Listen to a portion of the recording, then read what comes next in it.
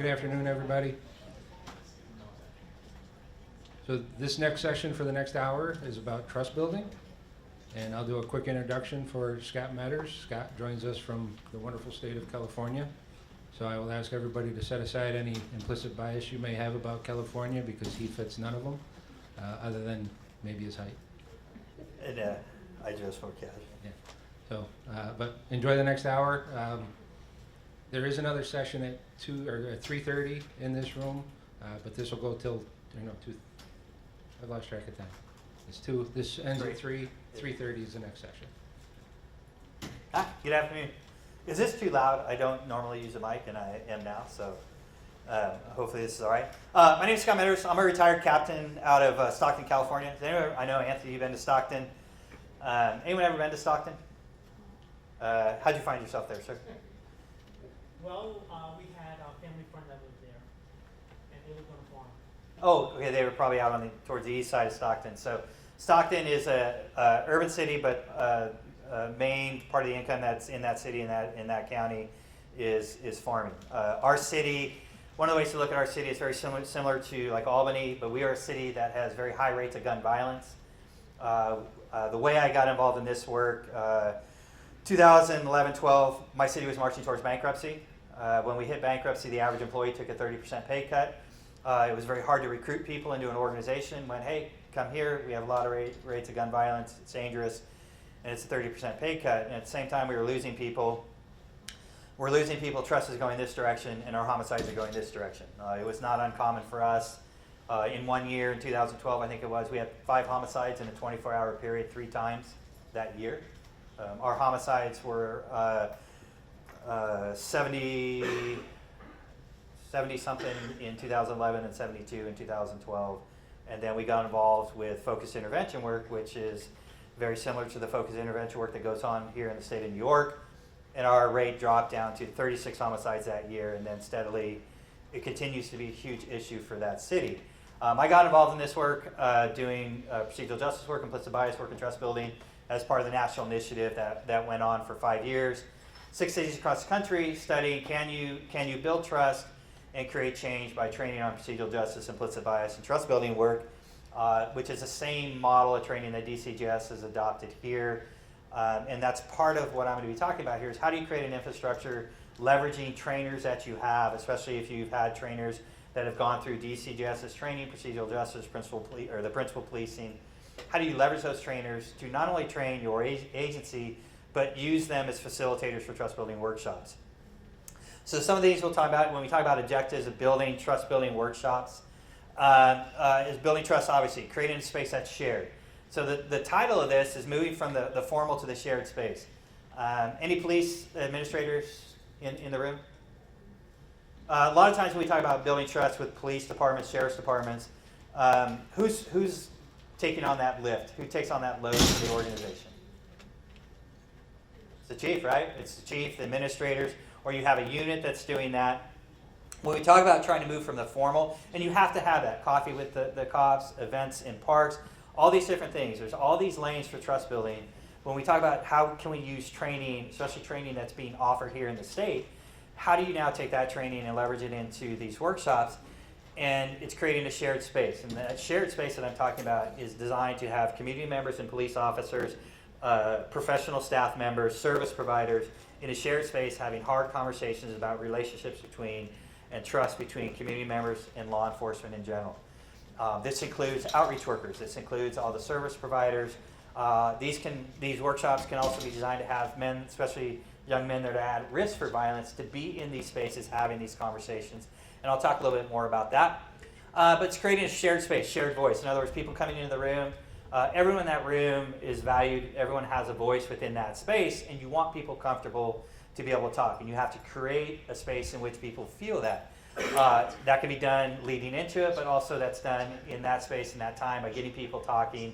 And we talk about introductions, having small group introductions, small group discussions, and creating safety in that room. So when we start talking about things like history, or we start talking about people that are sharing their lived experiences, they're not going to be ready to do that unless they're comfortable with the people that are in the room. Talking about history, and I'll come back to that, but talking about creating a deposit in that community bank account. And it's one of the ways we talk about a community bank account. You keep building that bank account up because we know, sadly, across this country, every organization is going to find themselves in a situation that's a withdrawal from that bank account.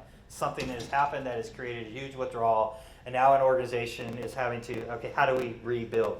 So building that community bank account through this type of training, building relationships, finding credible messengers, both credible messengers inside the organization and credible messengers in the community. And then looking for how do we provide resources in these spaces? And when we talk about resources, how do you connect people in the room to the things that they need coming into it? You may have people that are coming in the room from the community that are living in an area, let's say, that's being impacted by gun violence. But now you can have them in that room, in that space, with the officers that are actually responsible for trying to reduce that gun violence. So you're putting a name and a face and contact information versus just calling 911 when something happens. They're meeting the people that are actually, the officers that are actually going to be in that community. It's all grounded around procedural justice. If you've been through any of the classes here, when you talk about procedural justice, just think about the process, how we interact with each other under 4 things: voice, neutrality, respect, and trustworthiness. These are not new. The state of New York, Ray, what year did we do the first train the trainer up in Kingston? 16? 16? I always brag. I'm lucky enough, I'm retired, and I do this work. I get to travel around, I meet people all over the place. I always brag about DCGS in New York because they've done an excellent job of keeping this training going throughout the state. And it's provided to organizations that want the training. There's train the trainers, so there's the infrastructure is there. These are the 4 things that we're talking about. And the workshops that I'm talking about, trust building workshops, are grounded in this. We want people to have a voice coming into it. It's not judgment, it's neutral when they come in. The idea is that people can have difference of opinions, but it's a respectful place for people to be able to share that where they feel that they've been valued and heard. On both sides of that conversation, both law enforcement and community members, and then building trust and coming out of that room. Sure, someone may not change their mindset just right in that space, but if we can get them into a position, both law enforcement and community, in which they experience that, they're coming away with a positive experience that's helped setting the framework for that. And it's all about the process, and we focus on this especially on interactions between police and community members. Within these workshops that we're creating, so the procedural justice training or the principal policing training here in New York is designed to train police officers around procedural justice. So those 4 concepts, and we always talk about new instructors that to be able to do this, you have to be vulnerable in that space. Being vulnerable for law enforcement, that's a very hard word to come out of our mouths because of the nature of work that we do. And when I say vulnerable, it's you have to be willing to share your experiences and share who you are. Nothing that puts you at risk or puts the community at risk, but your lived truths, your lived experiences in these spaces. As an example, some of you have heard me talk about this, and I'm not going to share the whole story, but when we talk about creating a space that is shared, the person that's sitting next to me, her name is Willisha. Willisha is one of our biggest advocates for this type of work. Willisha, a few years ago, spoke with me back here at this conference. Willisha's father was shot and killed by my police department in 2002. Willisha, in that event, came there with an idea. She was there to get her father to stop from doing what he was doing. She doesn't know our policies, doesn't know what our tactics are or anything like that, creates a disturbance. I'm the sergeant actually responsible for the event, and I order her thrown in the back of a car, handcuffed. And that's where she sits for the rest of this event. Ultimately, a decision was made where deadly force had to be used. Her father was shot and killed. But it's the aftermath that Willisha talks about. When we talk about being vulnerable and sharing your lived experience, what Willisha talks about is what it was like sitting in the back of a police car, handcuffed, and seeing Stockton police officers come out of the scene. It was in a court, and the officers in front are smiling. She sees 2 officers go to the back of an unmarked car, get Pepsi and donuts out of the car. You think about what is that telling her about her father, right? That's a huge withdrawal for our police department. The decisions that were made, lawful and justified, and had to be made at the time, the aftermath of what she experienced, my department, we failed in that respect. We failed her in that respect. They had no answers. At the time, there was a press conference, this happened, and a shooting happened. There was no direct communication between my agency and her family as far as the event. Very different today in what we experience in these events. Willisha and I happened to run into each other, not knowing we were in the same space, several years later, and we figured out that we were very much connected by that event. And that has led to Willisha being in trust building workshops, being able to share her experience in a way that officers, what they take away from is what that was like for her. Not blaming officers for what happened to her father, but what it was like for her sitting there, seeing officers come out of that scene, what it was like not having answers. And the way she shares that is not in a way that's disrespectful or attacking the people that are in the room, but shares it in a way in which people coming out of the room hopefully are hanging on to that. In other words, every action that we're taking can have a consequence.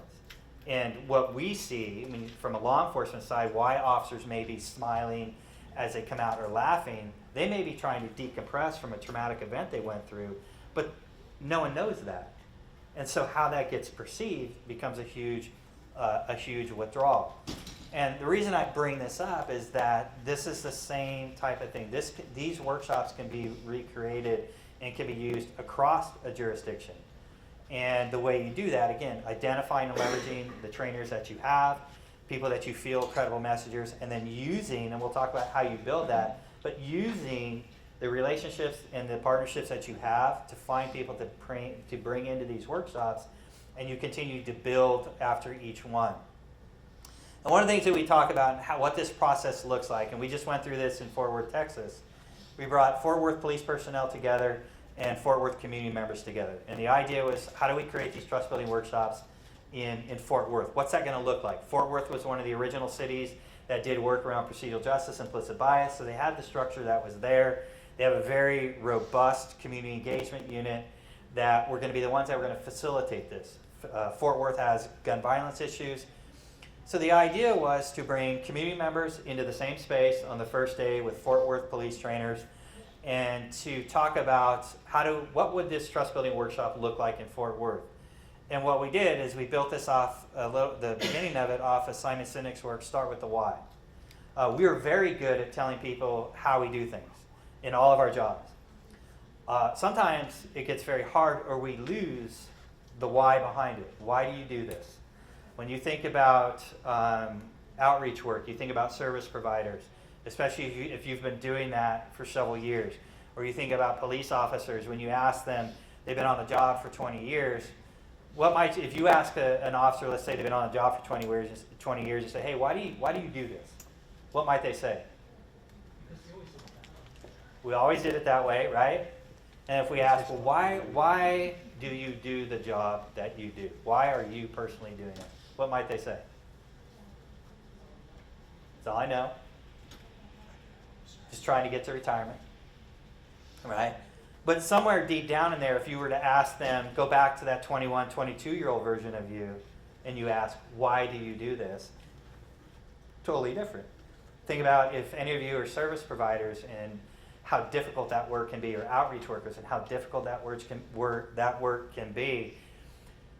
Why you came into it early on versus 10, 15 years down the road. In other words, we can all be a product of the sense of trauma that we experience, the cynicism that can go on, and when we lose the why we do it, then it can become a problem for all of us. When we look at it, when we talk about trust building workshops, the idea too is to support current efforts that are going on, but also trust building strategies. So International Association of Chiefs of Police, their trust building strategies, procedural justice, bias-free policing, addressing use of force, leadership, and culture. And when you think about our cultures in our organizations, pretty strong. Are they hard to move? Right? Sometimes they're healthy, sometimes they're not. But changing that culture, trust building workshops, principal policing classes, implicit bias classes are ways to start addressing that culture. It can't just be someone in an organization saying, okay, we're going to go this direction. You have to have support up and down. And you also have that support in the community. Looking at community relations and looking at shared spaces. And one of the things that they especially talk about, like strategies to reduce stereotypes and implicit bias, strategies to build trust, is getting people to engage with law enforcement in non-law enforcement type encounters. And that's what these workshops are. These are workshops designed 25 to 30 people in a room, small tables set up to where people are sitting at a small table. The officers are not in uniform. You can do it in uniform, but the idea is to create that space that's not as formal. In other words, uniforms can shut people down, but create the space in which people are more comfortable to be able to share their experiences. The framing of it, again, it's to understand each and everyone that comes in there, that it's a safe space for them. Sometimes people laugh when they hear safe space, but in other words, it's safe in the sense that everyone's going to have a voice. I may not agree with it, or people may not agree with it, but at least we respect the fact that you're willing to share that experience and where that is coming from. And the idea is that it's all based around listening to understand, not listening to respond. If I'm just listening to respond, then it's all about my narrative. And it's not, especially those that are facilitating, it's not about those, it's not the facilitator in the room. Their job is to guide the conversation. It's the narrative in the room that we want to capture with people that are in there. I mentioned the community bank account, how this supports violent crime intervention. Here in New York, what would be some descriptors of communities that you feel are being impacted by high rates of gun violence? What would be some things that might be common denominators between those communities? Poverty. Okay, poverty. Urban. I'm sorry? Urban. Urban. What else? Don't point at me. No, problems run one direction, not this direction. Right. So poverty, urban, what else might come up? Education. Can you explain that a little bit? Well, it may be assumed that the level of education will determine what you will do and what you won't do. Okay. And it's also assumed that the lower the education, the higher the crime is in those areas. Gotcha. But that's all tied to poverty anyways. Yeah, it's not just a violent crime issue, it's an entire system issue that if we're going to try and reduce, especially violent crime, it's not just go out and do community outreach, it's not just put police officers out on the corner. It's a whole, it has to be looked at holistically. And that's where the workshops come in as well, is that it is bringing in everyone from the community. Now, you're inviting, you're controlling that space, bringing people in. It's very controlled because it's not, a lot of times when we think about, police and community, when we're providing information, it could be a forum in which I'm coming in and I'm going to answer your questions. This is very much designed, you're inviting people in using the partnerships that you have, people in the room, and you don't take the extremes. If they just love the police no matter what, they're generally not going to be in the room because they're going to make police mad because, no, I can't do that. The person that just wants to hang on to hatred for the police or law enforcement, they may not be ready to be in that space because whatever trauma has created that hasn't been addressed yet. That may be a job for a lieutenant, a captain, a chief to be able to deal with, a sheriff, but they may not be ready for that. You want people that are willing to talk about their experiences but can share them in a way that is not attacking anyone in the room, whether it's pro or negative or whatever. Reconciliation and relationship building. My relationship with Willisha would be an example of reconciliation. Willisha and I, not knowing who each other were, ended up in a meeting. Enough was said for me to recognize that I was the guy that made the decisions in the event that impacted her and her father. And just through a very small conversation of telling her, I remember her father, has led to something very different for Willisha. It was an opportunity for her to start, what she said, is to start dealing with the impact of that event and the trauma from that. Here in New York, I believe every community has community members that have had experiences that are willing to be able to lean into these spaces and share those for the benefit of trying to create better outcomes. And that is Willisha's narrative. We did this up in Utica when was it? 23. So we did a mini version of this. We had police trainers coming through a train the trainer, and we had community members in Utica that were in that space to be able to share that experience. And this was kind of the first time really that we'd done this here in New York, right? What were some of the feedback that you got from the community members?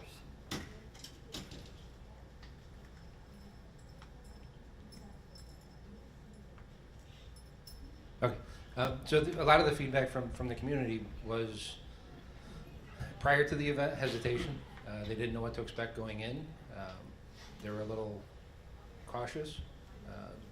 They just figured walking into a police training, they're not on solid ground, or they're not on their solid ground. So they expected not to be welcomed with open arms. But afterwards, after the 3 days, they were there for the public was there for 2 days. Then we had a meeting, a community trust building meeting, after the training was over.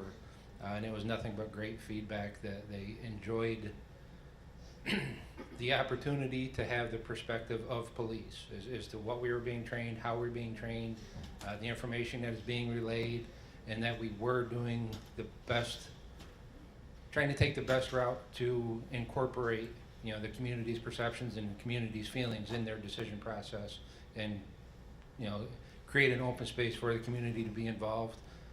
And in Utica, they continue every month to have the community trust building meetings. Is anybody here from Oneida County or Utica? Okay. If you run into anybody from Utica PD, if you ask them about their trust building, they continue to do them. They actually have a meeting this Thursday at 3, so it's just a great program, and it was well received by the public. And there's always going to be sometimes little bumps in the road when you're trying to get this off. When we say we did, Ron was there, then Sean from Poughkeepsie. Sean was there. No, let's not over-exaggerate. Sean, you were there, and one of the things that when I say there's like little bumps in the road, the officers that were coming into that space, and this was, we were kind of just rolling this out to see if we could do it. The officers they did not know coming in that there were going to be community members in there, and that was something we needed to fix. From your perspective, what was it like for you being involved in that? It started off uncomfortable to Mhm. begin with. You were concerned about what you could say and what you couldn't say, but after some time, everyone got comfortable with each other. Like you said, introductions and getting to know each other, everyone becomes people and not listeners. Right. And that's kind of why I lift up DCJS, because if you have personnel that have been through the principal policing training, which includes, and they've been through a facilitation class, they have the capacity to be able to create these workshops and be able to create a space to be able to have community members in there. We'll talk about like how do you invite community members in there? What's that process look like? And the reason I bring up Utica, and I've talked about Walesia, but there was a community member in Utica that was in that room that her story, her son was shot and killed by Syracuse PD, I think it was 2016. And she's exactly the type of community member that you would want into that space, because she can share that very traumatic experience that she went through losing her son. And what she talks about is what the impact of that event was, and how Syracuse PD was very forward thinking, especially in 2016, in being able to deal with her and her family, being forward thinking about showing body-worn camera footage so the family understood what was happening. And for her, that was all she needed to be able to kind of get a very good understanding of what happened with her son, what happened with Syracuse. And if she's comfortable, getting her to be able to share that experience, for officers in the room, they're taking something completely different away from that. And it's an understanding that we go through these events, but these are shared events. It's not just this officer, it's not just this community member or this community. This is shared. And the impact of those events, especially if they're handled wrong, are going to stay with both. If they are handled right, hopefully that trust builds. If you've been through any implicit bias class, when we talk about implicit bias, we all have it. And we want to be able to surface that in a training space, because it's one of the ways to be able to reduce those stereotypes. Implicit bias is just an immediate association that you have with one concept or another. But when you think about it in a law enforcement perspective, how we view different communities. If we view a community as I'm much more at risk because of the type of crime that's happening in that community, not only have I been taught that, trained that from before I even got out of the academy, I was told what that community is like. Now I get out, I'll give you my experience. I come out, my first 4 FTOs taught me not to go into a government housing area. Says we don't go there, we load up, we load up right here, we all go in as a group. I'm 21 years old. I have no life experience whatsoever. I look like I'm 12, I'm the height of a 12-year-old. I have no exposure to anyone that doesn't, very little exposure to anyone that doesn't look like me. So I was not very culturally aware. And then all of a sudden, now I hit the streets in one of the most violent cities in the country. I am not set up for success. And then I come off a training, and my sergeant calls me in. They give me a nickname, hey Junebug, it's sink or swim time. And I'm assigned into the very area in which I have been told not to go into by myself.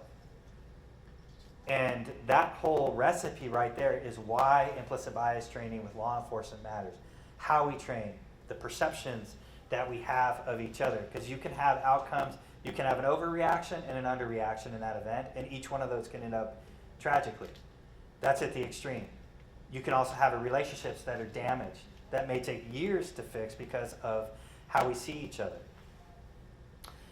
I already mentioned about how you can use focused intervention. So as an example, in Fort Worth, what they're going to be able to do is, it's a big city, their command staff, their command over these different districts within Fort Worth are now going to be able to go to the community engagement unit that has where the trust building workshops are going to sit, and they're going to be able to ask, hey, can you have a trust building workshop in this area? We've seen an uptick in violent crime.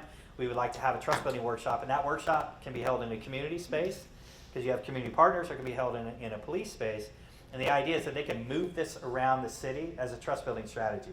And you continue to build. If we have, let's say, 25, 30 people that are in the room, the community members that are in the room, when they leave, the challenge to the community members that are in the room is like, listen, if you had a good experience here today, if you liked what you experienced, being able to sit down and have these conversations with police officers, and when I say conversations, they're also looking at police-involved events and evaluating them with police officers, so it's even a deeper conversation. Help us recruit other community members into this space. And these partnerships, they become very protective of trust-building workshops, the community partners, because of the appreciation of they're being invited into this space. Not just being provided information, but they're engaging and participating. You're seeing a lot of agencies across the country right now that are also using the community.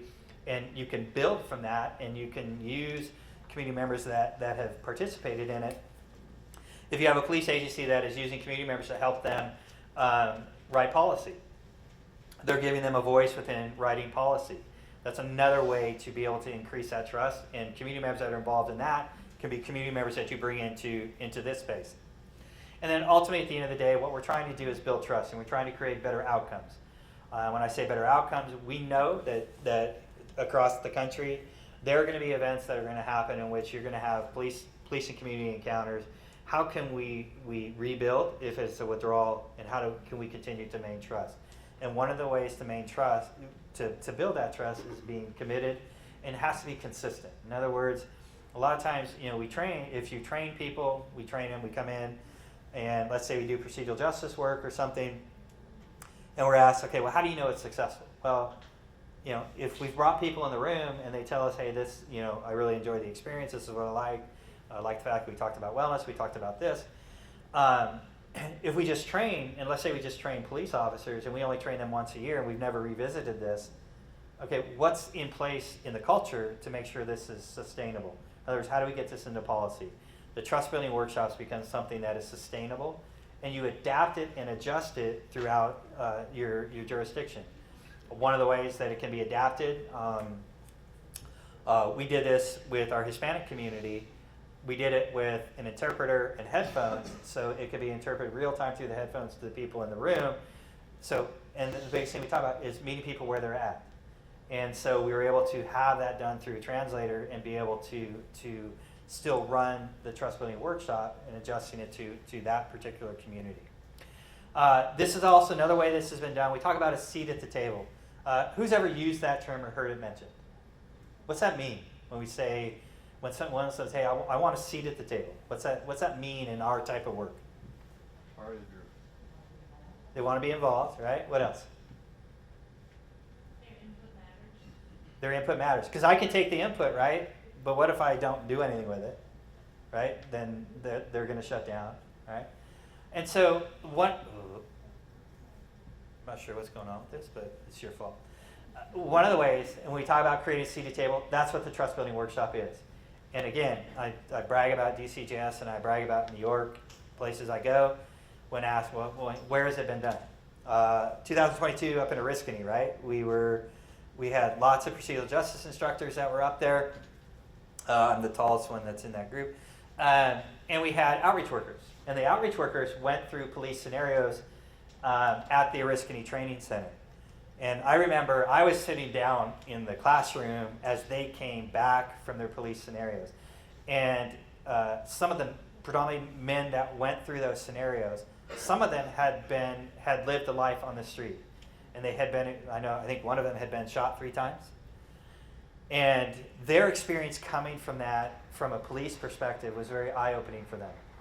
In other words, how fast an officer has to make decisions. We can always talk about how fast they have to make decisions, but if we are not in a position, like I could sit up here and address a group and talk about decision making and time and everything, but if we can get people into a smaller space where they actually are looking at events and experiencing that time, that moment, what that is actually like, it's building that capacity, it's building that trust. For police officers, vice versa, being able to sit down and listen to a community member, listen to a service provider, talk about what it is like for them when they're trying to work with someone that's at risk for the violence, and let's say it's a client that they've been working with for the last 3 years. The sad reality is that work, 3 years, trying to get them out of the life, and all of a sudden now, that person, that life has taken theirs. Something has happened, they've been shot, they've been victimized. And what that is like for an outreach worker to put all of that work in and then have something like that happen. So in other words, being able to have that type of experience and share that in that space. Creating the shared table. All right, we have to interact, meet people where they're at, and when you think about who's in that room, and when I say it's controlled, it's invite people that are invited into that space. The reason I say it's invited is because it's not a space that you put out on Facebook or the agency advertises and say, hey, we're having a trust building workshop, please attend. All of a sudden now you got 200 people there. That's not a workshop. That's a logistical nightmare. Or the media wants to be in that space. It's not a space for the media. People are not going to be willing to share their lived experiences or their truths generally if all of a sudden there's media in the room that's going to be filming them. This is an environment that is shared and partnered with community members and police and law enforcement, and you control the invites. Now the community members, one of the ways to build a workshop, and this is the way we did it in Fort Worth, as I mentioned, we had them there. Who do you want in the room? So the community members and the police officers in the room, they made the decision, okay, who do we invite into this space? And it's outreach workers, service providers, everyone within the police organization. It's not just the captain and his people that are running or her people that are running the community outreach section of a police department. It's not just CSROs. It's everyone within the organization, from the sheriff, the chief, on down to professional staff, because they're all providing a service to that community. You want everyone participating in that, and it also creates a capacity to continue to move these workshops along. So in Fort Worth, what they did, who do we want in the space? They create the space, and the way we did it is each group, there was 4 groups in there, each group did a charting exercise. Okay, who do you want in this space? Right? Who should be invited into it? And very quickly we talked about not the extremes, right? Now, the extremes may at some point come in, but they have to be ready for that. Then once we decide, okay, who you want in, then it's a shared exercise between the community members and law enforcement. All right, what are the ground rules? Because if we set the ground rules for the space together, then we own the outcome. It's not just law enforcement creating the space. This is our expectations. This is what's going to go on. But if it's been shared and we created it with community members having input into that, now if something were to go wrong in that space, wrong in the sense, let's say something that someone's triggered in the room, but yet we've done everything that we've all agreed to as community members and law enforcement, that it provides some insulation for the trust building workshops in that, hey, listen, we've done everything that we've agreed to. The partners, we all agree that, hey, whatever happened in that room, it was, for whatever reason it happened, but yet we followed all of this. In other words, it's shared. And the ownership over that is not just over a community group inviting someone out there or a police department inviting or speaking. It's owned both by community members and by the law enforcement in the room. And again, as I mentioned, is social interactions outside of law enforcement. Community engagement now, all the formal things that we were doing are examples of that and very important. This is getting it down to a different level in the sense that those that predominantly are doing the work every day, is you want that exposure. In Stockton, one of the ways that we did this, we had a trust building workshop, and we had a woman in the room that triggered very quickly when we started talking about gun violence. She had moved from Columbia to Stockton because she felt it was safer, but yet she was sleeping in her tub in Stockton because of the level of violence that was happening in her community.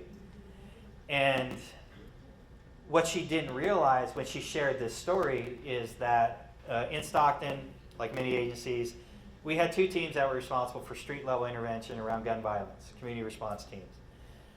One of the officers assigned to that team and in that area was sitting right next to her. So what she comes out of that space, she was able to share with everyone in that room what it was like, what it is like for her to experience this on a nightly basis in Stockton. The flip side is, on a break, she was now able to, because she's been sitting and talking with this officer, now she has someone that she knows, that she's been able to start establishing a relationship, that she not just see as just this police officer. There's a different relationship that she's coming out of the room, let alone she's coming out of that room with his contact information. In other words, that's, we're trying to put bricks in a path, one, to her feeling safe, but also her feeling trust, and to be willing to call and ask for help versus hiding in a tub because she's scared about what's happening. I talked about who creates the table. It's a partnership, it's a collaboration and ownership. And for executives in the room, one of the things that when we talk to chiefs and sheriffs and command staffs is that we are trying to create a space that takes all the work off of you as a chief or head of an organization and your command staff, and it puts us, especially if you have trained instructors around principal policing, that you can use them to be able to do this. In other words, it's a force multiplier. It's not just you. And you can wind them up because they're facilitating these spaces. And very quickly, you can use and leverage those relationships to create a trust building workshop, especially if something has happened within your jurisdiction in which you think very quickly, this is an opportunity to be able to use this workshop to start being able to give community members a voice around what happened. The next thing that we did with members in Fort Worth is we create what were the expectations that we had of people in the room, and what are the objectives, what are the ground rules, and one of the things that everyone in the room did, and we allowed them. We kind of looked at it, it's like, okay, how much time do they need to do this, because it's a little bit of self-reflection. They took it home. They came back with it the next day. Is to write down on a 3x5 card, what's your why? Why are you doing this? In other words, put some thought into, if you're a community member, you're an advocate, outreach worker, a police officer that's doing this, put some thought into why you actually do this. And hang on to that, because if we, as I mentioned, if we can get people in the room to hang on to that and to think about that, then hopefully, again, it's reducing the negative interactions, it's reducing those stereotypes, it's reducing the cynicism that can be caused by working within a system or being in a community that's being victimized by high violence, because communities can get cynical as well. They don't trust, they step out, they don't want to report. We're trying to reduce that and increase the interactions. Talking about history. For community members or outreach workers or service providers in the room, do you feel it's important for today's or if you feel it's important that law enforcement understand history of law enforcement's interaction with communities, what would be the reasons you would want police officers to have that conversation with community members?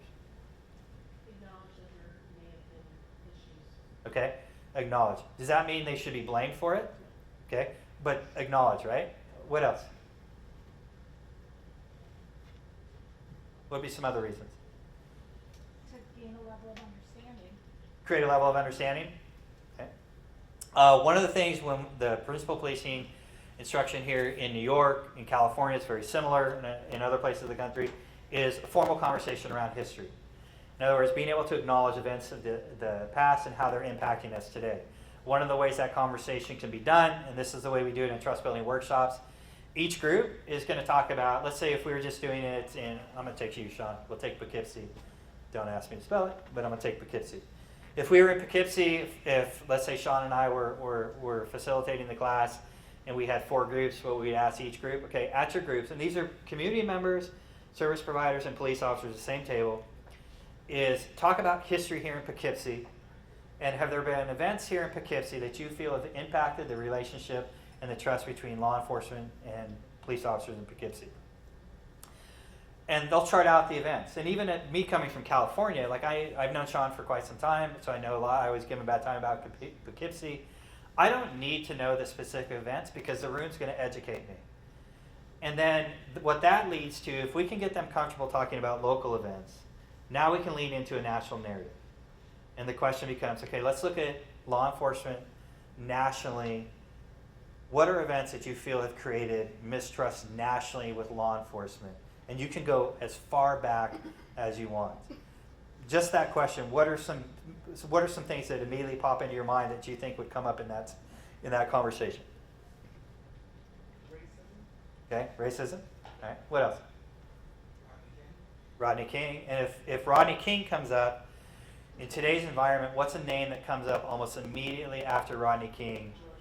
George Floyd. So what was the reaction in LA after Rodney King? What happened in Minneapolis after George Floyd? Riots, right? A lot of times what we'll hear from community members in these spaces is that it is not just a George Floyd, it's not just Rodney King. And that's why history matters. But getting people to lean into the conversation about history, if they're doing it and they're a part of that conversation versus just telling them this event, this event, this event, if they're a part of that, now that room, as a collective group, they own the narrative. In other words, they can come out of that room with a learned experience. They can't say, it's this guy from California that came in and told us this, this, and this. They own that narrative, and as facilitators in the workshop, we're just asking the questions. And if we don't know, tell me about this event or that event. Many times when the conversation comes up on a national level, you will get the same events that are coming up. And it's our job in those workshops is to guide the conversation. We have no agenda or no narrative. Our agenda is not like you have to believe like me. The only agenda that goes on in those workshops is to be able to build relationships, to create trust, to model procedural justice as instructors, and to create a space in which people have come into and they feel that they have been heard and they've had a voice. And that is both on the law enforcement side and on the community side. This is kind of an example in the room. In my city, if we ask about events that have created mistrust, it doesn't matter at what time frame. Since 2014, every workshop that we've done, it's always the first thing that will come up, and they will bring up the name. They will say either Bank of the West, or they will say Misty or Misty Holt Singh.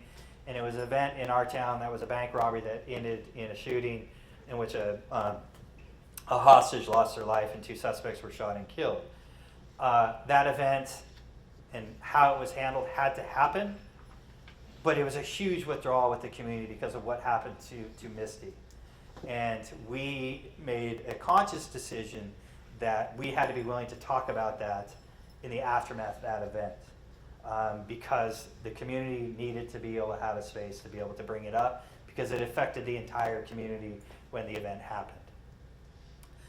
And I'll start kind of wrapping up here, but I want to talk about when we talk about implicit bias and different other biases, the trust building workshop is a way to reduce those stereotypes and be able to get people into a situation in which they're having encounters that are not based off of a law enforcement call for service.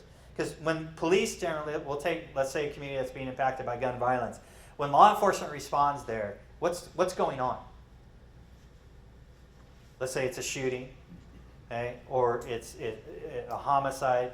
You have a community in crisis, a family in crisis. You have trauma that's going on, and you have high stress. Very hard to build relationships. Those relationships that get built, if the officers do a fantastic job of handling the family, that relationship may stay intact forever. But if it's a community that has had negative interactions with law enforcement and low trust, it's going to be very hard to get through that barrier. These trust building workshops are a way to reduce those barriers in non-stress times to be able to build those relationships. And it's be able to have honest conversations about how stereotypes can affect decision making. There's a presentation tomorrow that I highly recommend that you go see that talks about that. Because when we talk about how stereotypes can affect decision making, when we look at law enforcement, police officers in a decision where they have to make a decision to use force are making that decision in split seconds. If police officers, we'll use me as an example, if I've been taught to fear the people that live there, okay, can that impact that decision making in a split second? If I work in an area in which I'm retired on duty and I don't see people as a threat, can I delay a decision making in which now I'm at risk? Or, we'll take it from an administrative standpoint within an organization. If a police officer is worried about being indicted, or they're worried about me as a captain administratively, because let's say I called them in a week ago, and I told their sergeant or their lieutenant, hey, Officer Meadors has done this. We've had 3 use of force cases. His decisions have been right, but we've had 3 use of force cases in a month.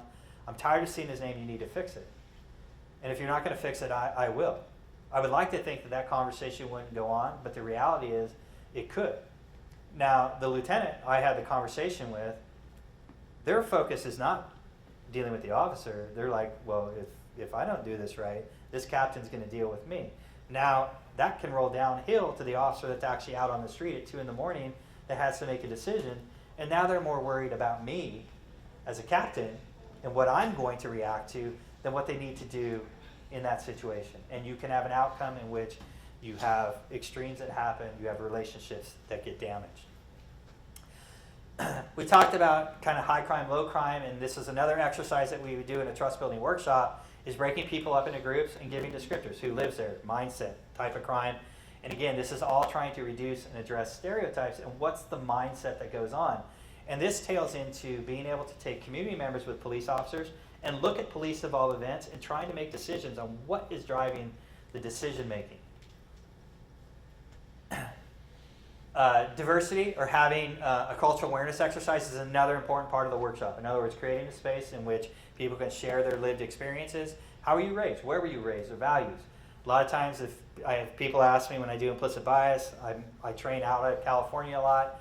All right, what's a stereotype for me out of California? I'm an angry vegan that drives a Prius with a surfboard attached to it. And that I'm very liberal because I'm coming out of California. Then I'll ask them, well, what are your stereotypes from where we're at? Well, we also ask stereotypes many times based off of race because those stereotypes can drive decision making even with best of intentions, but because a stereotype can get activated very quickly. There's stereotypes of me as a captain or other for you that are administrators. There's stereotypes that are there. Me being an angry vegan driving a Prius with a surfboard in California has no effect on me. Like, I'm not worried about that. But I know full well when I go and work in an organization coming from California, and people in the room need to know enough about me, like what's my background. I'm a captain, which means now I'm, the stereotypes for me, I sold my soul, I forgot where I came from, all these different things, how I can be viewed. And then from California as very liberal, they can interpret, listen to something I say, and it just confirmed, oh, yep, see, and now everything they think about is hooked to that. So those two stereotypes can have effect on me. So I'm very aware of that. And so we talk about how do we reduce the influence and the anxiety around those type of stereotypes. One of the videos that we use, and I think, where are we at on time, sir? 5? Okay.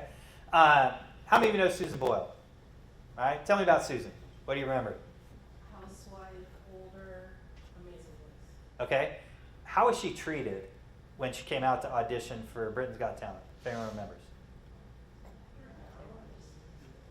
She was underestimated, almost kind of, she didn't fit the art. Didn't fit the stereotype? Okay. Now, judges, we expect them to be fair, right? Fair, impartial, give her a voice. In fact, one of the questions they ask, what's the dream? Be a professional singer. Why hasn't it happened? Well, I've never been given a chance. And that's what we're talking about. Coming from a community that's impacted by poverty, high violence, things like that, you will hear the same narrative. I've never been given a chance. Internally within an organization. You have an officer that could be very cynical, and you start trying to lean into what's the why behind it. Never been given a chance. Well, why not? Well, maybe they got in trouble 6, 7 years ago, but yet that's still hanging on to them because that's how I perceive them. So one of the videos that we use is Susan Boyle, because the judges react to her immediately, so does the audience. A negative reaction, and all of a sudden she sings, has a voice, and then everything's history. She's worth $40 million today. So being able to surface these conversations and what's this actually look like, and being able to tie this into police and community involved interactions. Sorry? Oh, that was her. Yeah, that's her right there. And one of the things with Susan, she comes out, she's quirky. In fact, they ask her all the things. And Simon, everyone, if you've ever watched any of these, Simon's like, he's the one that punches him in the face. He's like needling her. He's like pushing her buttons, right? And he's asking her questions, knowing he's going to get an answer from her that's going to make people laugh. In fact, the audience laughs at her. They didn't dismiss her immediately. And the reason I share this, and I'll wrap up on this, is that when we talk about training matters. I've already mentioned about talking about trauma, and addressing trauma with officers is a space to talk about wellness. In fact, the conversation going on in room 6 right now is about that. Talking about trauma both from a perspective of law enforcement, but communities, but training matters. Sometimes people say, wow, you can't cure implicit bias. You don't get a gold star and walk out. But what we can do is create a mindfulness and awareness and hopefully create better outcomes. And I'll kind of wrap up on this. How many of you know Richard Goodall? Okay? I'm going to show Richard Goodall's video, and I'm going to wrap up on this. Simon Cowell is one of the judges. He's auditioning for America's Got Talent. Now, we're like 15 years past Susan Boyle. Anyone that's ever watched these shows, they probably kept watching. They know Susan's story, that she was dismissed, she was underestimated, and then all of a sudden she blew the audience out of the water and the judges. And when I say dismissed, they were very rude to her.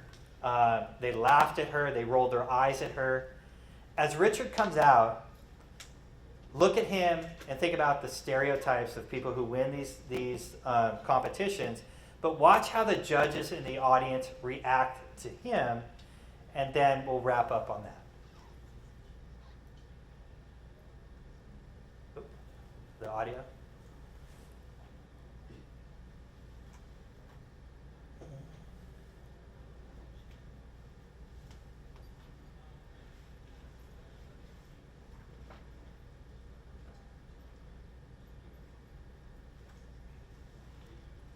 There is a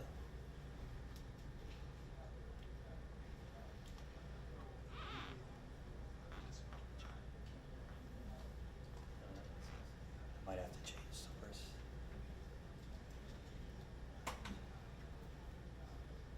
Just do that. If that doesn't fix it, I'll wing it.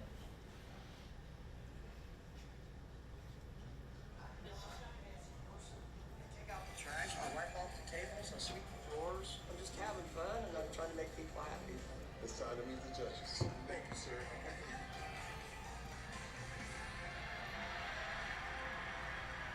It's hard to hear. Are you able to hear some of it? Okay. Hello. Very nice to meet you. What is your name? I'm Richard Goodall. I'm from Terre Haute, Indiana. And Richard, how old are you? I'm 55. 55. And what do you do for a living? I've been a janitor for 23 years. The kids call me Mr. Richard. Okay. So tell me what the big dream is, please. My big dream? I like to sing. I love to sing. So, Okay. Does everyone know you've come out today to audition? just my close-knit friends and my fiance Angie. Ah. Is she So here with supportive versus dismissing. you? So she's the one you're going to call. They're not new into the situation. They've experienced this before. Yes. Okay. All right. And the song you've chosen today, tell me why you chose it. Well, the song speaks for itself, so. Okay. All right. I'm not going to ask any more questions. Let's do it. Good luck. So better outcomes, instead of needling him, Simon stops. Ah, you a bit nervous? Yeah. Think they would do? This has been a long time coming. So. Ah, bless you. Let's go, Richard! Shake off those nerves. We're here. We're rooting for you, Richard. Good luck.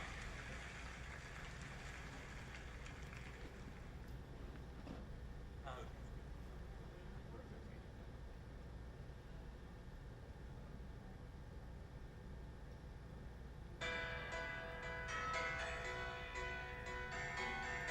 He's already got their attention. Just a small town girl. Living in a lonely world. She took the midnight train going anywhere. Just a city boy. Born and raised in South Detroit. He took the midnight train going anywhere.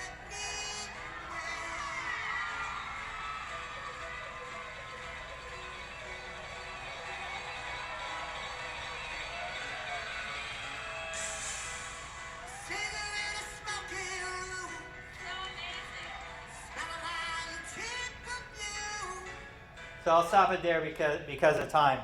But you can see if you've seen the Susan Boyle video where they're very dismissive of her, this is very different. Simon's not chipping at her. The audience is supportive.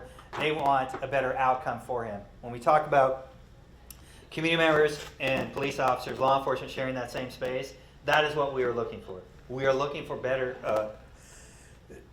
outcomes. And then you think about Simon. What was the look on Simon's face when he started to sing? He was shocked, right? From a police perspective, why training, creating a shared space, being able to create a space that are non-law enforcement, reducing a police officer that goes into an event, especially an event in which they have to make a critical decision. That shock on their face is an under or an overreaction.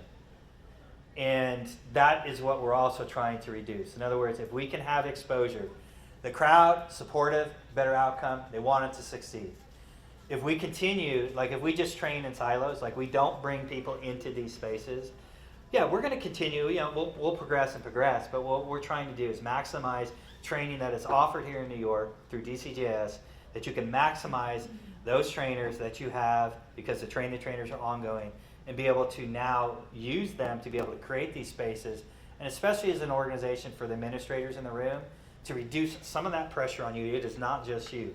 It's not just this unit, but you have a structure here in place that you can be able to do this, and it's a matter of just taking the opportunity and be able to put this together. So for that, but that's what the trust building workshops are about.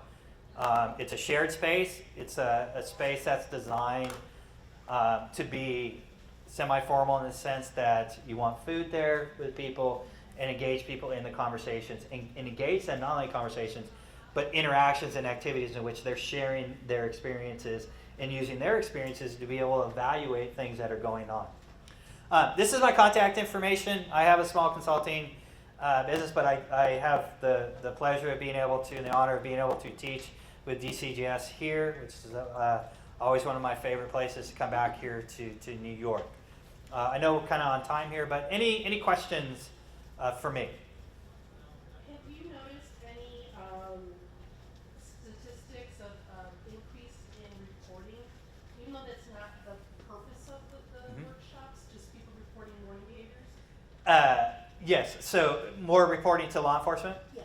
Yeah, so that's actually one of the first things that we address, like with administrations and executives, that as you lean into this, as you increase trust, if people trust your people and your agency, it's going to increase calls for service, and you can't use that increase like, oh, we're failing. No. If they're trusting of you and those calls are going up, then that's okay, right? Now, if the shootings are going up and that's why they're calling, okay, we have to address that, right? Yes, but the studies indicate that as you do this, you will see an increase in calls for service. How do you measure the success of those workshops? Yeah, so that's a little harder in the sense that, like in Stockton, we had data that was being gathered by the Urban Institute, and we had the data through the national initiative that shows that it was increasing trust. From an informal perspective, what you're doing is you're debriefing, because you can have community co-facilitators. You're debriefing with, like, every trust building workshop has 2 or 3 or 4 community partners that are very much attached, that like to help create it. And you're debriefing and evaluating, okay, how did things go today? And you're constantly getting feedback from those that are in the room, both formally and informally, and adjusting to that. So formally, the way to study it would be a formal study with researchers having academia come in and establish, okay, how are we going to research it? Sometimes it's very hard, like training. I'll give you an example, like California, they want to study the entire delivery of principal policing. Well, from a research perspective, like initially part of it was being delivered by researchers. We could not guarantee fidelity to what the researchers were presenting to those in the room. So that portion was very hard to study. But once academia, and this is where partnerships with academia become very important, because they have the capacity and the knowledge. So I'm not a researcher. It's not that it's very, I can't, no one allows me to deal with a budget, power tools, or numbers. But that's where partnerships with academia become very important. And there are very many partnerships that are available out there now, especially like here in New York through John Jay College. Yale was partnered during the national initiative. So there's a lot of different organizations, the Urban Institute. So, any other questions for me? If you ever have any questions, just feel free to call me or email me. Thank you.